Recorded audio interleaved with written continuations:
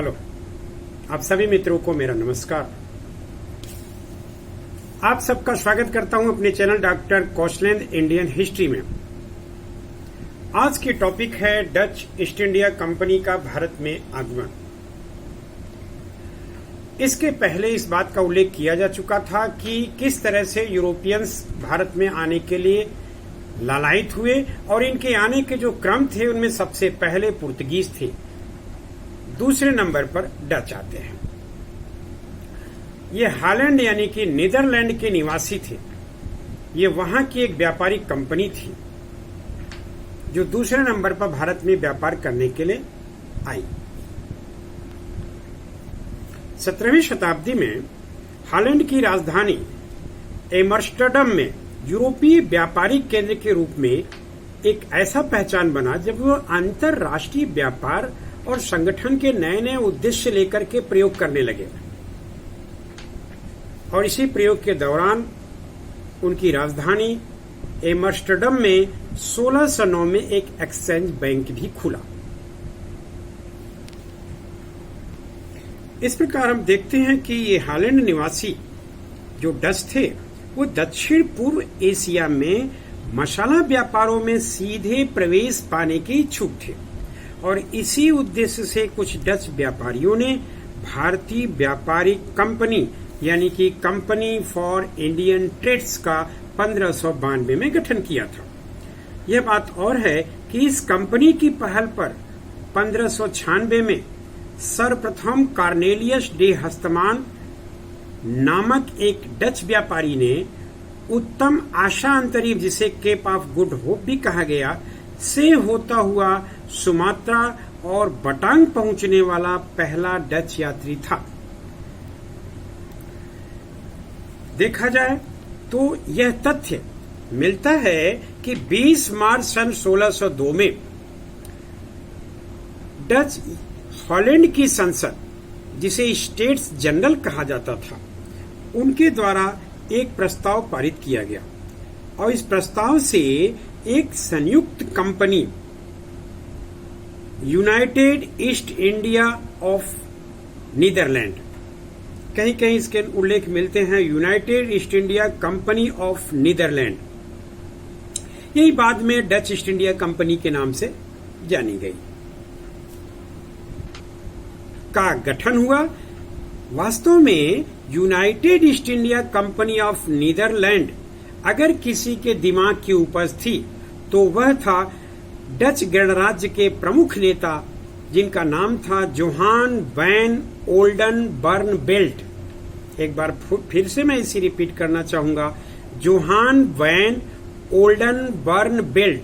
यही वह व्यक्ति है जिसके दिमाग की उपज थी कि किसी भी तरह से पूर्वी देशों से मसाले के व्यापार के लिए एक डच कंपनी बनाई जाए, जो United East India company of Netherland के रूप में आता है।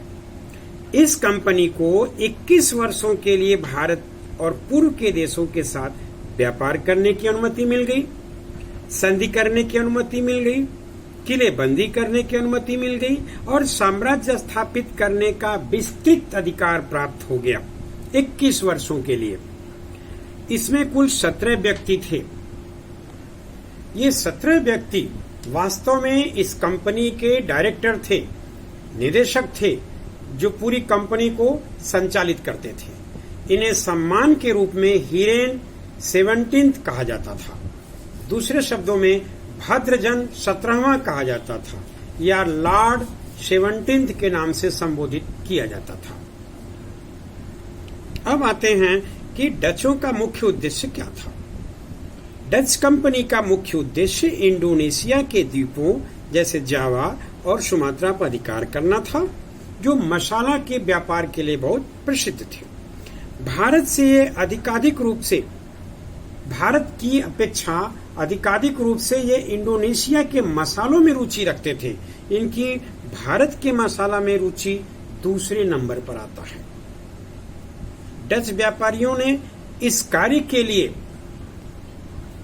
जो पूंजी इकट्ठा की थी वो 65 लाख गिल्डर थी, जो बहुत बड़ी पूंजी थी। वास्तव में देखा जाए तो आज का जो शेयर मार्केट है, इसका ओरिजिन हम डचों के इसी कंपनी से देखते हैं, जब वो विभिन्न व्यापारिक वर्गों से छोटे छोटे गिल्डर्स इकट्ठे करते थे व्यापार के लिए, उनके कुछ लाभांश तय करके। इस प्रकार डच कंपनी का जो लोगो था उसको वीओसी कहते थे, अर्थात इस कंपनी का ही मूल नाम था वेरिंगदे ओस्ट इंडिसे कंपनी। इसी को शॉर्ट फॉर्म में वीओसी कहा जाता था। फिर से इसके एक बार नाम सुन लीजिए, वेरिंगदे ओस्ट इंडिसे कंपनी, यही उनका लोगो था, शॉर्ट में वीओसी। डचों ने भारत में अपनी पहली जो फैक्ट्री स्थापित की वो मुसलीपट्टनम में 1605 में किया।